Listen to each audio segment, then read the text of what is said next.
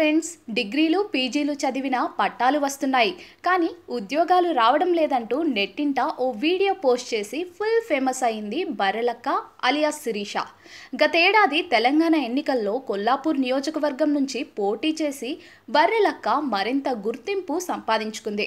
ఎమ్మెల్యేగా పోటీ చేసిన శిరీషకు నిరుద్యోగుల పెద్ద ఎత్తున సపోర్ట్ చేశారు. అయితే బర్రెలక్క వివాహిక బంధంలోకి అడుగు పెట్టబోతున్నట్లు అధికారికంగా ప్రకటించిన విషయం తెలిసిందే.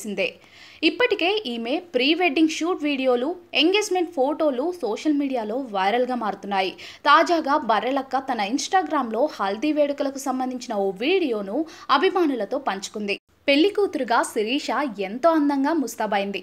నన్ను పెళ్లి పిల్లను చేస్తున్నారు అని సిగ్గుపడుతూ క్యాప్షన్ రాసుకొచ్చిన ఈ వీడియో సోషల్ మీడియాలో వైరల్ అవ్వగా శిరీషకు నెటిజన్లు ముందస్తు పెళ్లి శుభాకాంక్షలు, అభినందనలు తెలియజేస్తున్నారు.